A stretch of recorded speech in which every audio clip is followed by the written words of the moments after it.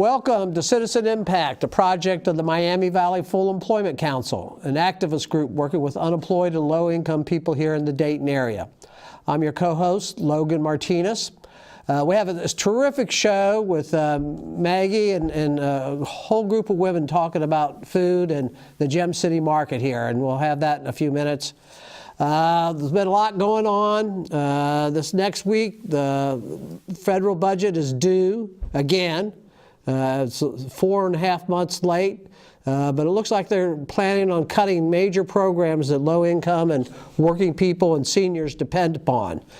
So we need people to let our congressperson here know that we do not support an attack on working people by the federal government. So stand up to these cuts and stand up for what's right.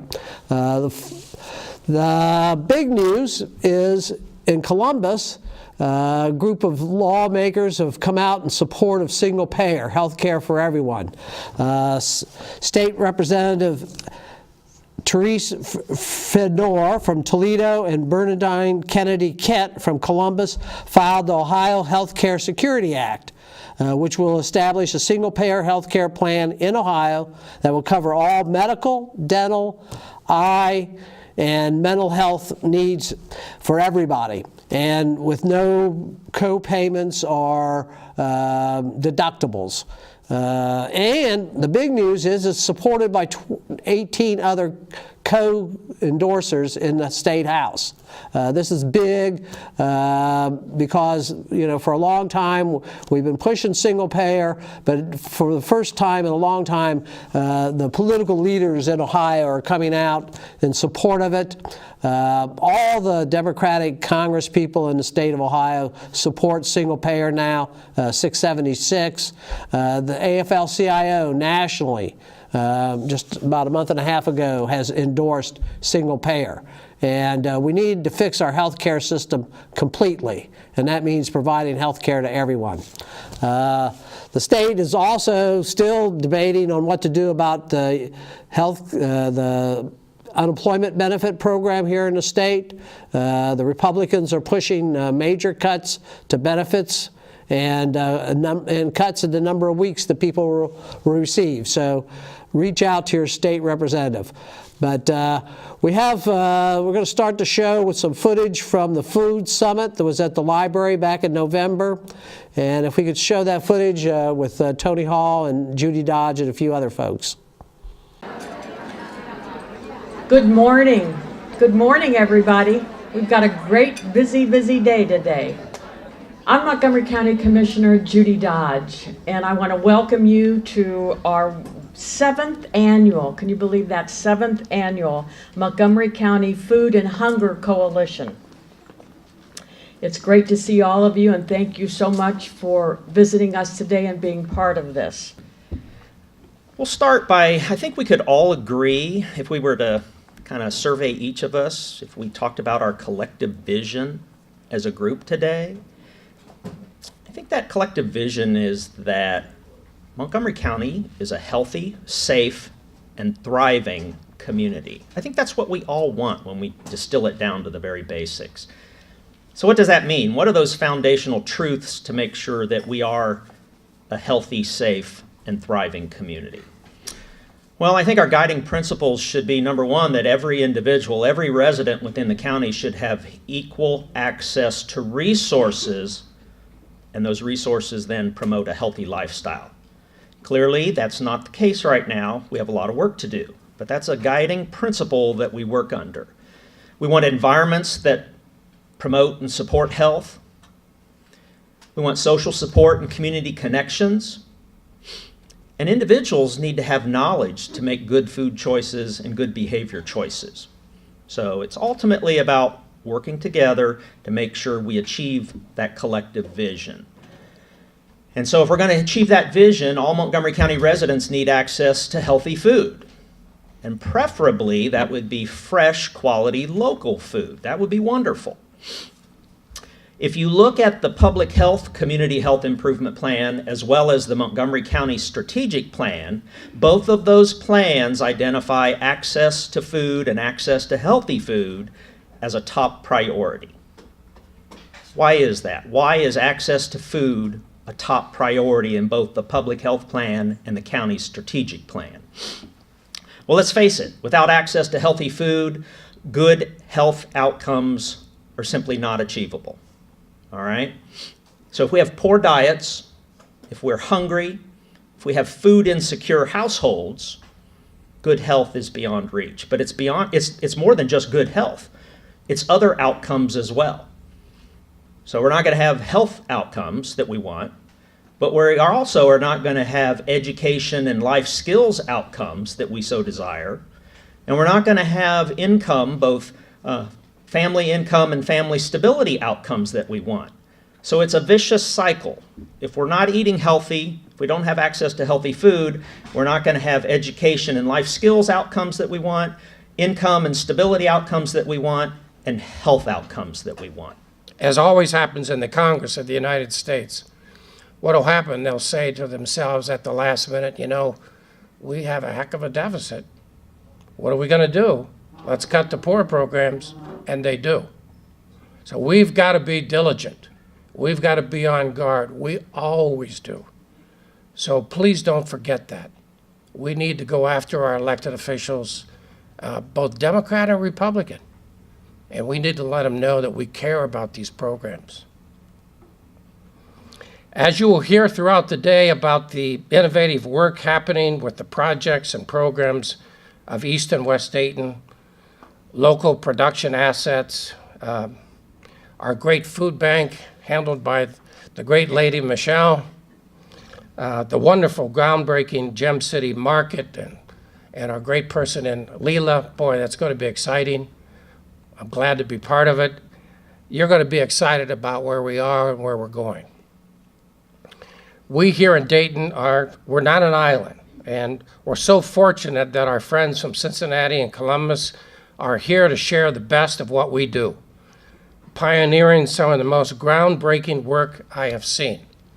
And what Jeff talked about proper nutrition and education, is really important. It's really interesting. I was in Guatemala a few weeks ago. I took a couple congressmen down there, and it's amazing. They're conservative Republican congressmen, and they were against foreign aid, and they were against a lot of nutrition programs. When they came back, they got on the floor of the House and said, foreign aid for hungry people is the greatest thing in the world. It changes their mind when they see it. We've got to really educate our elected officials. They came back different people. But the interesting thing about Guatemala has a terrible problem in malnutrition and stunting of their children. And they have plenty of food in the country. The problem is the children grow up on corn and coffee and sugar. But there's lots of food in the country, plenty of food. But the problem is their diets. And so what we're doing is we have a lot of programs down there teaching the mothers how to grow vegetables and eat the fruit that's already there. And the difference in about 3 years now is the children in the areas that we are at, the children are now starting to grow, and we're starting to defeat the stunting because the mothers are really learning. But Guatemala and the people in the hills where the stunting and malnutrition is very similar to what we have here in Dayton and the United States, is we have to teach proper nutrition. We've got to educate our people because we have a similar problem. I know it sounds kind of strange, but it's similar. I don't have a car. I catch the bus. When I was younger, I had a car, and the stores were all over the place. I actually didn't even have to drive to the grocery store. I used to go down the street on Salem and Grand, not too far from where Gem City Market is going to be, and it was a piece of cake. We see a lot of families coming in here, moms and dads and grandmas and grandpas watching after younger kids. We see our youngest guest was born in April, and I think our oldest guest has to be up in the 90s. Here at the House of Bread, this is the only meal some of them get. We serve coffee at 10:30, and sometimes we pass out donuts if we have. But this is the only meal they get. And well, sometimes when Melody, she introduced the seconds. So they're gonna come up for one plate, and at 12:30 they could come and get a second plate. And sometimes they go home, and that is the only meal they're having for the day. You know, I saw Croker's close on Gettysburg, and I saw the effect that had, and then everybody had to migrate to the Croker's on Siegenthaler. And then I see people getting dropped off there, catching taxis there. You know, it's just, yes, a huge problem. So you've heard a lot today about the need that Dayton is facing in terms of groceries. So I'm not going to delve deeply into this, but we do know that the need is really concentrated in West Dayton, and that folks are living without access to full service grocery. And what that translates to, as you've heard, are folks who are doing their primary shopping at the Dollar General, at the BP on the corner of Grand and Green, or they're taking a bus to another bus to get to go buy groceries. Grocery stores matter for the health of communities. So we know that there have been studies comparing neighborhoods, comparable neighborhoods with and without access to grocery, and seeing health impacts. So one study even showed, I think it was like a 20% increase in chronic illness, diet-related chronic illness in neighborhoods that don't have access to grocery. Now, we also know that the research is showing that simply building a grocery store is not enough. It is necessary, but not sufficient. We have to do more, and that's why we're in rooms like this with all of you, because the work that we're doing is all gonna work together. We know that we need a full-service grocery store, but we also need nutrition education. We also need to address sort of underlying causes of food insecurity and underlying causes of poverty, we know that we'll have to, even just in our store, we'll have to do more. So we will offer a full selection of fresh food and vegetables and dairy and meat, but we'll also offer snacks. And so we'll have to do a lot to make sure that folks are, when they're coming in to purchase, that they're slowly changing their dietary habits. We know that takes time. It doesn't happen overnight for any of us. And so we're thinking creatively about how can we build those healthy choices into the DNA of our store. So one thing we're doing is talking to folks at University of Dayton and elsewhere about, how do we actually, even from our architecture to our sort of store layout, how do we build in healthy choices? So we have to do more. And we also know that it's not just about food, right? Developing a grocery store, there's lots of great evidence that developing a grocery store spurs economic growth, makes property values go up, and gives people a higher sense of satisfaction in their neighborhood. So we know that this is an important project, and we're really proud to be doing it. My organization is the Greater Dayton Union Co-op Initiative. We are a small nonprofit, a small but mighty staff of 2. Our mission is to create worker-owned businesses to create more community-based wealth and to create businesses and jobs that are rooted in and accountable to our community. Some great footage from the Hunger Summit. Unfortunately, we are in the headlines again, Dayton as the city, for trouble with food deserts. We just had Food for Less on the east side burn down, and then Aldi's in Westtown Shopping Center has announced that they will be closing this spring. But in typical Dayton fashion, the community has responded, and in 2015, the Gem City Market Project started. They've been working for 3 years, and today with us we have Kenya Baker and Rachel Blanks and Etana Jacobi. Kenya is the Community Engagement Coordinator. Rachel Banks is a very enthusiastic member, and Etana, very sorry. No problem. Works with the Hall Hunger Initiative. Yep. Thank you so much for coming today, ladies. Thanks for having us. Thanks for having us.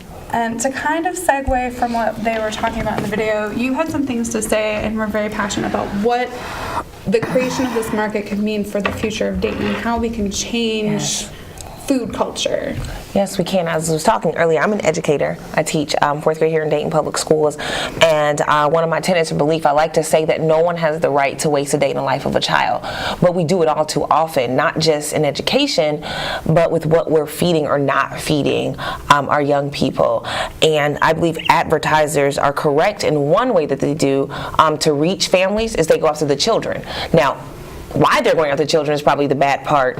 But if we can educate our young people, as the speaker was saying in the video, we can help change the lives of children through food. Think of the long-term impact that that would have, not just stunting their growth, but I mean, you see it as well as in education. Our kids grow up on flaming hot Cheetos and soda. We can imagine if we could interest them in eating fresh fruits and vegetables. We were all lamenting over how, you know, the boiled, mushy vegetables of the past turned us off from vegetables. Imagine walking into our Gem City Market and you see lots of fresh seasonal produce. You eat first with your eyes.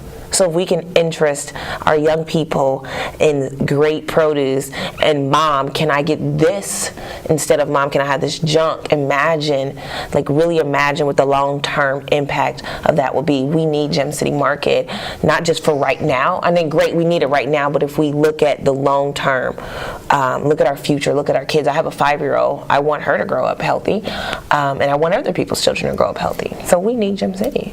I really like thinking about it in that sense and thinking about not just, oh, it'd be nice to have this thing, but this could really change and impact our community. It will. So, Kenya, how do we get there? What has happened so far? I know that a lot of work has been going on. You have done a citizen survey, and there was also, sorry, I lost my notes. There was a study to find out where the best location would be. Tell us a little bit about that.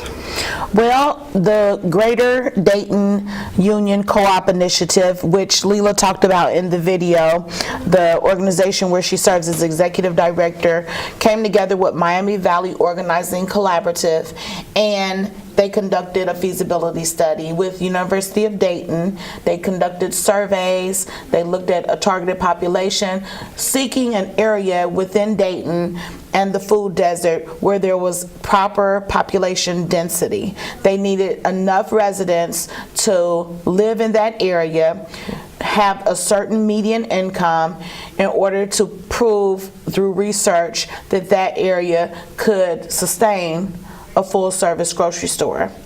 And they found that in that area that's been identified in the Salem area that we're seeking land in. So those studies led us to the point that we're at now. That was 2 years ago. And in April, we began to actually sell memberships for the co-op, Gem City Market. And it's exciting. It's really exciting. A lot of community members are getting on board. We sold over 700 memberships, and I could not be more excited about this market and the direction that it's going. Groundbreaking. Now, a little bit about yourself. I do want to do a shout out that you were trying to, or you were thinking about starting a cooperative before this came along. So then this came along, and you were like, yeah, I'm gonna do it. I was. What Miami Valley Organizing Collaborative and Greater Dayton Union Co-op Initiative, what they did in the formative stages was it was extensive. The work was not easy. We're talking about surveying 2,000? I think 1,200. 1,200 community members. We're talking about knocking on doors, visiting the bus hub.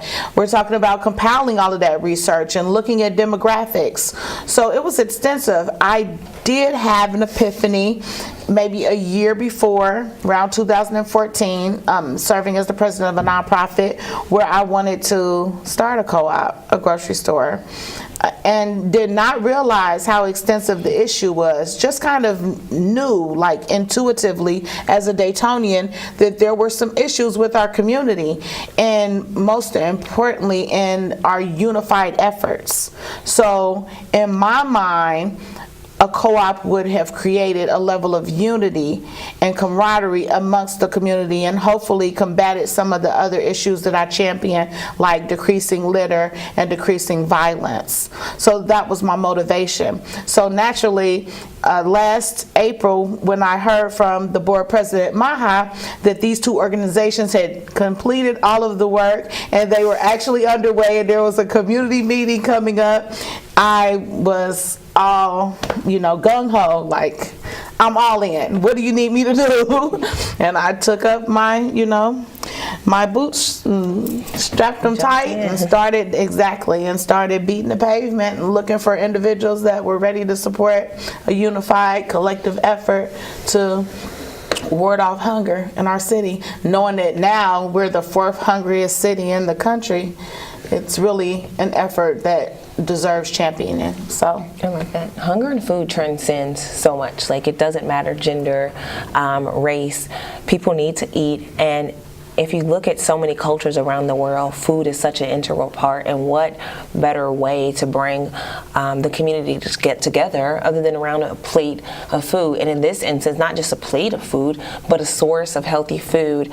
And as I'm sure Etana and Kenya can both attest to, Gem City Market is more than just food. I mean, that's what we want people to understand, that it's more than just healthy food. It is going to be the hub of a community, whether you're an artist, please somebody touch on that meeting next, whether you're an artist, whether you're an educator, whether you're just a hungry parent, whether you're a frustrated parent trying to shop, whether you're just someone looking for groceries, this is going to be a place, whether you're a millennial, whether you're a baby boomer, there's no label. This is just a place. Whether you're Catholic. This is a place. Our board president has talked about that numerous times.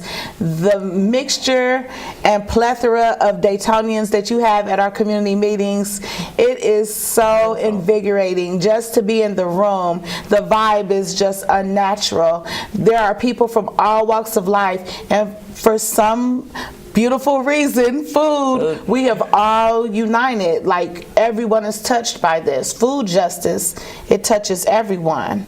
So everyone is coming together. White, black, Muslim, Christian, everyone with a stomach. You're welcome. Right, so it really is. It's touching. The community meetings generally see about 100 to 150 residents. Normally we have a nice half and half split of individuals who have come to community meetings and individuals who are coming to find out about the market and exactly what it is and how they can become involved. So it's an exciting time, and I've heard many community organizers and politicians in the Dayton area say that this is the most momentous event and movement that they've ever seen in the city, and it really is.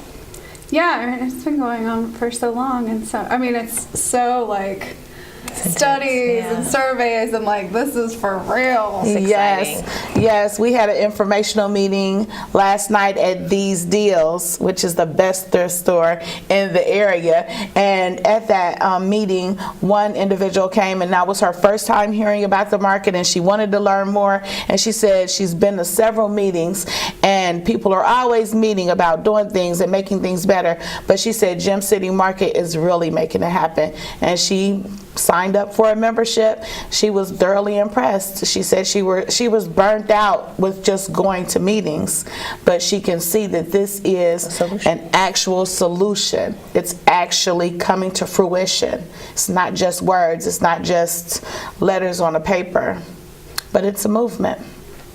That's really awesome. I know that feeling of being burnt out, going to meetings. You said that you have some really fun events planned or in the works for this next year? Yes.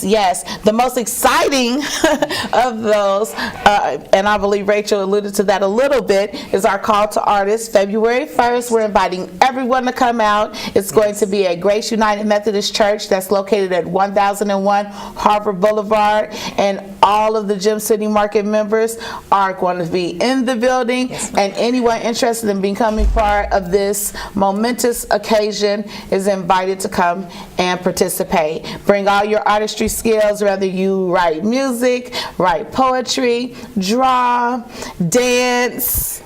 Yeah, spoken word. So really it's a call to artists and creatives, because like one of the most exciting things about movement building is there's no ceiling, right? Like, we don't know what's going to happen, because yes, we're building a physical grocery store, but we're also building community, and we're building relationships, and we're building things that we don't know yet. And I think that's one of the things that you both spoke to and personally excites me most about Gem City. So this particular meeting is going to be a call to artists and creatives to start figuring out how do we incorporate art within the movement that we're building. So Bing Davis is going to be speaking about the history of art and social movement on the West Side, and our deep history in Dayton with civil rights and with art as a component of civil rights. Because I think one of the things that Kenya talked about is food justice, and that's really important part of the Gem City Market, is that hunger is not an issue of charity, it's an issue of justice. And this conversation is really focused on food equity and food justice, that it's not just food,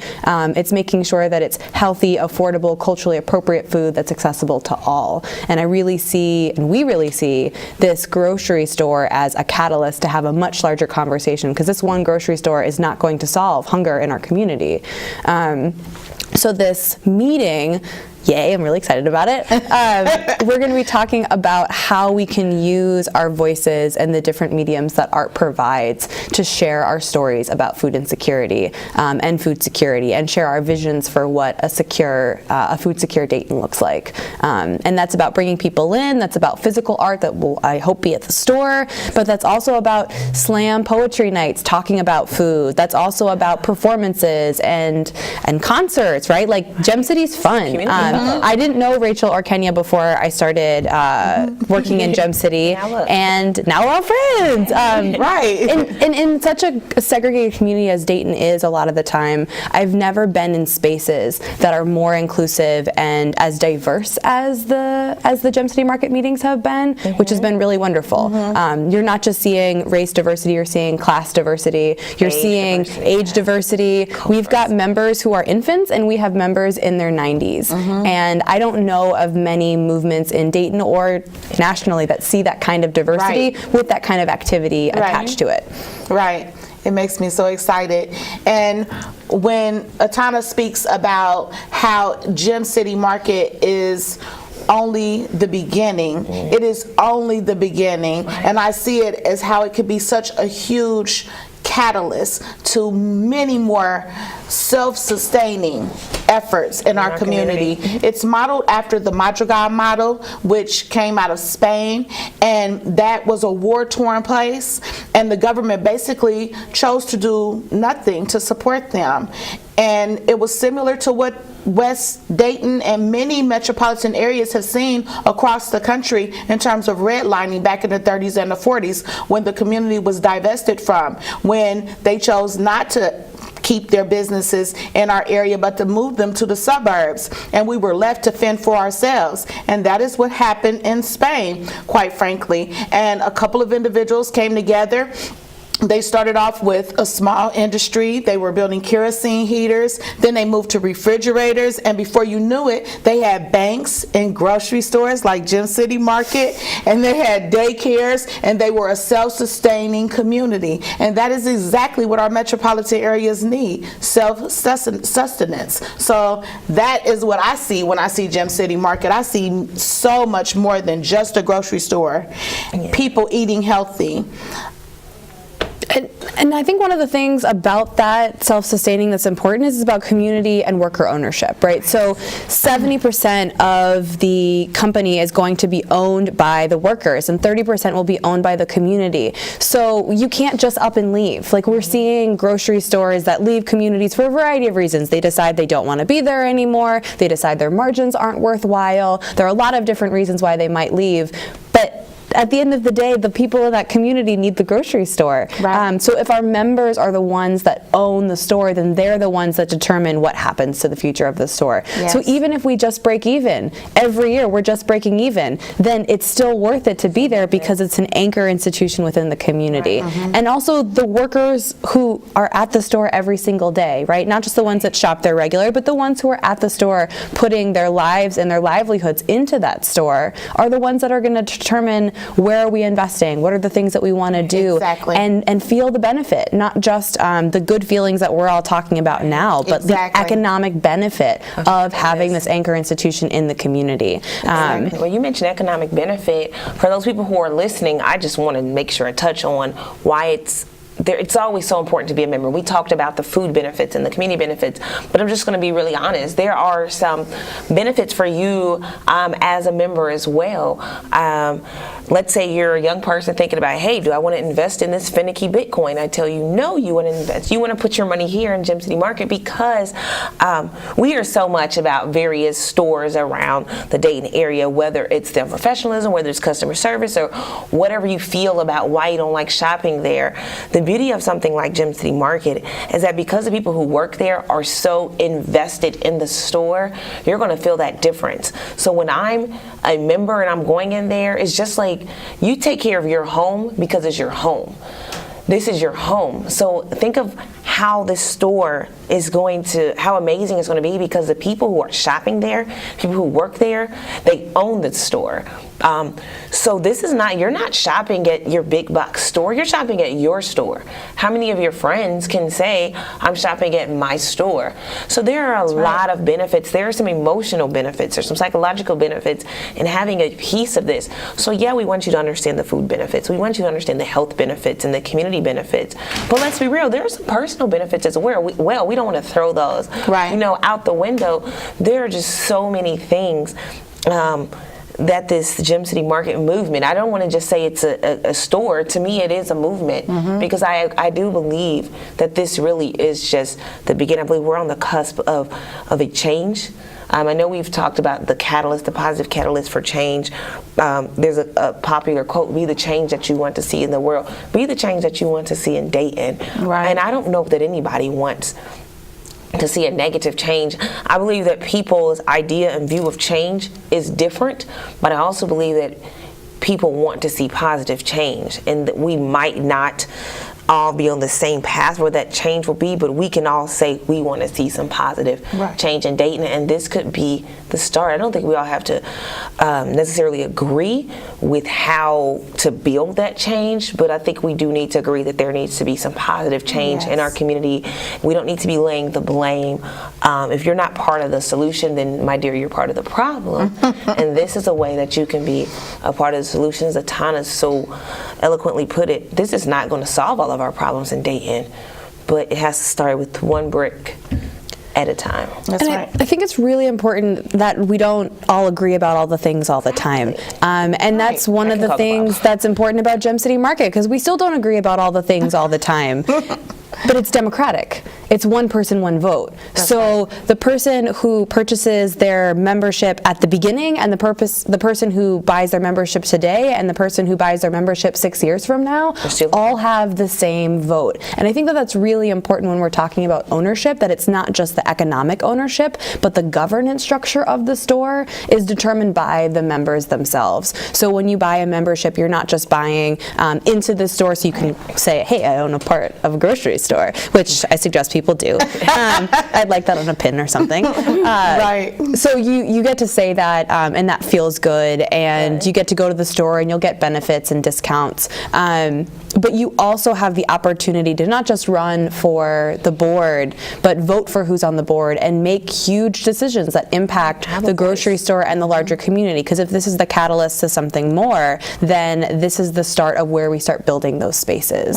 And I really see this grocery store not just as a place where people buy groceries, but a place where people build connections with each other. And we're seeing that these spaces are leaving our communities in a lot of places, and we're together, but we're not. We're on our phones, we're doing other things. But at the Gem City Market, you can get your groceries, but you can also get something from the hot meal bar and have a meal with a neighbor, or get something from the coffee cart and meet someone and stay there and build those intentional spaces that we don't have on the west side. And that's really important. And get a demonstration from Rachel Blanks, who's one of Daytonians' premier caterers, and she also has her own seasoning. Organic seasoning blend, yes. So You're catering the meeting on February. She is. I guess the cat is out the bag. She is. You want to eat some really good catering. Oh, and it's so delicious. Last night at the informational meeting, she was our demonstration representative. Chicken sausage, stuffed sweet potatoes. We did some meal prep which we hope to be able to demonstrate to people at the store. We just want people, I'm an educator, and I just want people to be able, I believe in 2018 now, I got it this time, people are busy. I don't care if you're retired, if you're working, whatever. Just because even if you're doing nothing in America, you are busy. I don't know what you're busy, but we're just busy people. Yeah. We're just busy. What is it?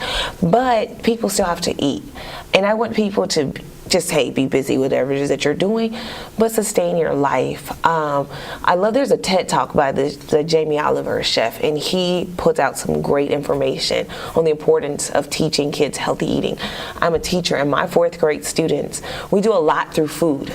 Whether it's math or science, we try to incorporate food. I have a young lady, and to me, this is the way that I can introduce her Genius Hour project. She wants to write a cookbook for kids. She's 9. This is awesome. And yes, I'm behind her 100%. We have an author here. But can you imagine this safe space for this 9-year-old to do demonstrations to other 9-year-olds and say, hey, these are some recipes. In our nutrition kitchen, which we're gonna have at the Gem City Market. As a teacher, Already, show that. Yes. already, Artistry. Yes. So this T-shirt was designed by a Gem City Market. yes, collaborating. With artists. Already efforts, collaborating with artists. actually spearheaded by our Etana here, and the T-shirt design contest. Here were the results. Rachel actually did this design. Not this one. Rachel. We have a lot of wonderful Rachels. Calling all Rachels who are interested in joining the Gem City Market. And non-Rachels. And non-Rachels. But she actually won the contest. She did receive a monetary award for this design, and it's featured on 500 shirts. And these shirts are being actually provided to those people who make $20 donations to help us subsidize the memberships for low-income families. Because our memberships are $100. That's a lifetime membership for $100. And we also provide memberships for $10 for a lifetime to individuals who have any type of subsidy, government subsidy, EBT, SNAP. SNAP and WIC. So if you're eligible for SNAP or WIC, then you qualify for our low-income subsidy, which is really important because it's $10 for a lifetime membership. Could you also talk about, it's still equal though to the yeah, thank you. No one knows. It's like a member is a member. So a member is a member no matter, I shouldn't touch that, no matter how much you're paying, when you're paying in, when you're becoming a member. It's a democratic system, and you're in, and now you're an equal owner in that. And that's really, it's really exciting to me because I haven't seen institutions like that in this community. But also when we're being conscious about who our target market is. Like this is on Lower Salem Ave serving the Northwest Side. 66% of the food deserts in Montgomery County are in Dayton, and the majority of them are concentrated on the west side. That's right. And as you mentioned, with Aldi leaving, our food deserts are only getting drier. And the market is not just about bringing food for all, but specifically bringing food for those who live in our target neighborhoods. And many of them qualify for WIC and SNAP, and we want to make sure that this grocery store is accessible to all, which is partly why we have the product mix that we're looking for. So we're going to be aggressively pricing pantry staples. So it's going to be affordable to be able to get things like milk and eggs and lettuce and seasonal vegetables. So you can afford those basic things when you go to the store, which is incredibly exciting. But we'll also have some specialty goods as well. So we have like a 70-30 or 65-35, I can't remember the math split. So while we'll have those aggressively priced pantry staples so everyone can get the basic things that they need at an affordable rate. Well, excuse me, when you say aggressively priced, what do you mean? Well, I mean that when you go there, you're going to be able, our projections are that we'll be able to compete on a Walmart or Kroger generic brand. So that we're not trying to upsell on these other things, but we're going to try to make it as affordable as possible to get these pantry staples. So you're not paying $3 for a little thing of mayonnaise like we have to do now at the convenience stores that may be outdated. And yeah, let's talk about that a little bit. There's a big difference between, okay, I can drive and I drive to Kroger's or Walmart, or I don't drive but I happen to be one of the few lucky people that lives within walking distance to a corner store, but that can mean a markup of up to 60%. That's right. your items. And that's huge with people that are Yes. on SNAP. That's crazy. So that's right. So that's what, yes. Knowing that the prices are going to be Right. on par Competitive. with these other big Right. box stores, I feel like that's really important. So that's what How were you able to figure that out? That's what Etana So that's that product mix. So what we're hoping for is we're going to have that 65-70% aggressively priced pantry staples and things of the like, and then we'll also have some specialty, local, organic, other kinds of things. So if you're going to get a nice cheese, or if you want to get a local beer, you can still swing by the Gem City Market. So our target market is the northwest side and is our trade area that's defined around Lower Salem Avenue. We're also just a bridge away from downtown, and downtown is also without a complete, like, there's no grocery store downtown. With all these new living spaces. Yeah, we live at 95% occupancy rate, but there's no grocery store. So the bridge it's just a bridge. Now that bridge has served as a main divider in this community for a long time, but we believe that, or we hope that folks are going to be able to walk across that bridge and pick something up if they want. That said, one of the things that I'm particularly excited about is that our market projections don't require folks from downtown to come over. So we still anticipate being profitable. They're invited. They're invited. Everyone's coming. Everyone's welcome to come, but we don't need that additional revenue to be profitable. And I think that's another really important part about what Kenya talked about, us doing our homework. We need a grocery store, and we need it to be successful. And we tried to be as conservative as we could with our projections to make sure that we can still be profitable in the space that we are by being in the food desert. And we don't even have the downtown in our projections, but we still hope that folks from downtown and from the area will come. And even now, our members are not just limited to the trade area. We've had community-wide support from folks. Actually, Leader Strayhorn just became a member earlier today in a meeting. Oh, great! So we've got folks from across the aisle, across the income spectrum that are joining what we're doing and are excited to do their grocery shopping. I know I'm a weirdo and that I like going grocery shopping. A lot of people don't like going. Well, I'm a weirdo with you then. We can go. Maybe we'll do some grocery shopping dates. I can spend like an hour in Whole Foods. Okay, well, while you all are weirdo grocery shopping, I want some other people to join you all. So I want to say this about the memberships as well. So not only do we have the $10 membership, which is subsidized, and the $100 membership, which is for a lifetime, but if you want, you can go to our website, www.gemcitymarket.com, and you can have a payment plan where you pay $10 a month for 10 months, and you can have a membership that is effective, and you can shop with these shopping weirdos. You can't shop at the store yet, but you can shopping with us whenever. Anytime you would like to. They'll be ready. Find us. So, yes. Can I just say, if you are someone that might still be on the fence, maybe you live in close proximity to a grocery store, and you might be saying, I'm okay. I'm not saying anybody out there is like that, but maybe I'm okay. I don't need a grocery store. I'd like to invite you to a wake-up call. If you have a chance, I want you to drive around, and this happened to me when I was teaching at Wagaman when I first started here, when I moved back to Dayton, and my students did a place-based project on, it was similar to Food Desert, Food Swamp. We looked at the impact of how does where you're located affect the way you live. And so I went across the street to one of those corners. I asked, the survey was, where do you shop? I'm asking 4th and 5th graders, where do you shop? Where do you get your food?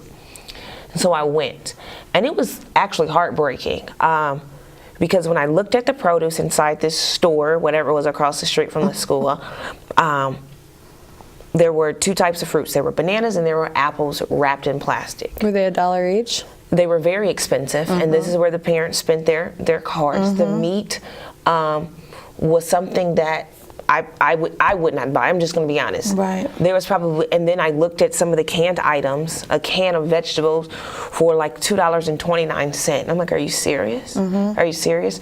And so even in the other corner stores around that area, the quality and the quantity of the food is subpar at best. So even though we might say food desert, I think the correct term might be food swamp because of the type of food and the quality of the food that's here. Like, this is real. And the fast foods, too. Right, and so sometimes you have to get that wake-up call to see that this is where our children, this is where the families of our children, this is what they have access to. Everybody doesn't have the privilege to have the access to a vehicle. Everybody might not have the privilege to have access to a taxi, or to even getting an Uber, or to even getting somewhere on a bus. You know, it might, in our mindset, you just get on the bus and go grocery shopping. But let's say you have 2 toddlers and you're trying to shop, who's going to carry these bags of groceries? Or you're 80-some years old, like Mama Nazipo. So how do you get do around? it for the community. Your membership is not only for you, but your membership is for the community. We can't have a healthy and vibrant Dayton without healthy, vibrant people. Period. And we are think what about we when eat. you're hangry. Yes. Like, not hungry. Hangry. Think about when you're hangry. I'm not. And now ask a child to perform in class, hangry. Now ask a worker to perform on the line, hangry. Now ask a mother couple, to raise their children. a couple to have a disagreement when they're hangry. Like, this is an issue that we all eat, but we also all know what it feels like to be hangry. And I think that one of Jesus knew. That's why he fed the 5,000. I gave him a shout out. That's why he shout out. No, in all seriousness. So it goes. This is so true. Yes, we're tugging on your heartstrings. I'm not even going to act like we aren't. This is. I mean, because it's so important. But it's not just heartstrings. Like, this is justice and logical, equity. but it's logical too. Right. This is justice and equity. There are certain people in our community that go to the store, the only store that they have access to, and they're told that they're worth a $2.29 dented can, or meat that is expired. So that's not a community that I want to live in. I think that's a community that no one wants to live in, but we need to talk about those things. And we're calling that out. We're calling this as an issue of equity. We're calling this as an issue of justice. So even if your only concern is what you're going to eat or when you're going to eat today, but not if you're going to eat, then you need to be at the table too.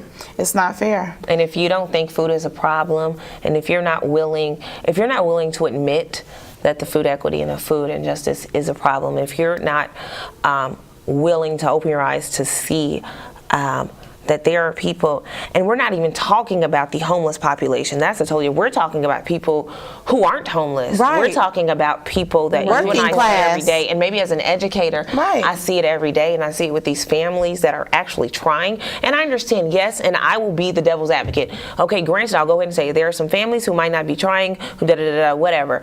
But is it the children's fault? Like, is it the fault of everybody? Because there might be a few people. And I want you to right now, and I will say it, which camera am I on? If you are not actively part of a solution, if you're not actively part of a solution, then I'll say you are part of a problem. And that's www.gymcitymarket.com. This Rachel. That's right. We're on Facebook. Go to our Facebook page, Gym City Market on Facebook.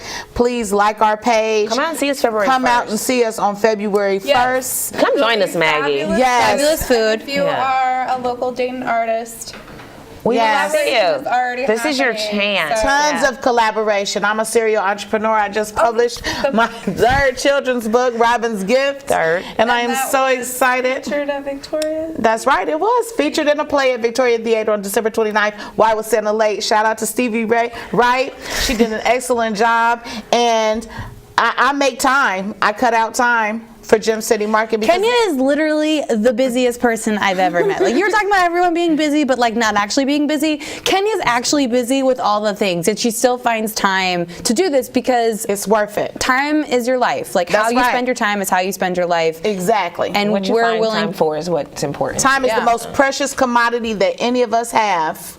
It's the one thing that when you use it, you cannot get it back. And I encourage you to use your time to go to www.gymcitymarket.com and be a part of the solution. Seriously, please. Seriously. Thank you so much for having us. I know we'll see you on February 1st, right? You will. Yeah, I'm see? convinced. Not only am I convinced by everyone's passion and all this knowledge, but you're a fool if you think this isn't a problem. If you think this isn't a problem, then I encourage you to go to one of the smaller markets on the west side and try to do your grocery shopping there. And the stats are backed up. It's been cold this week. It's been cold last week. Almost 40% of the folks who go to the food bank for food assistance have to decide between spending money on food or utilities. Like food or heat should not be a question that we're asking ourselves. Almost a third of families with children in our community do not have access to food. Like that is a problem. If you're a parent, like think about that. I'm not gonna cry. Think about your child not eating. I mean, it's one thing. It's bad enough for an adult not to eat, but I don't know anybody with a heart. It's a life and death issue. Actually, African American children, the infant mortality rate is extremely high in Montgomery County, and in many urban areas, an African American child is 3 times more likely to die. The infant mortality rate is 3 times as high than any other ethnic group. And food is a part of that. Food is a huge part of that. So come and be a part of the solution and help us. www.gymcitymarket.com. Let's use food as a great equalizer because it definitely can be. Thank you so much for coming. Thank you. Thank you. Thank you. We'll see you on February 1st. Yes. February 1st, 6 o'clock. Artists, 6 o'clock at the Grace United. 1001 Harvard Boulevard. That's on Sullivan Harvard. Tanya will be there. I'll be there. Food will be there. I'm sorry. No, you're fine. This coming Monday at Drew Health Center at 10 o'clock. That will be the start of the Martin Luther King March on the 50th year of his assassination. So I'll be there too.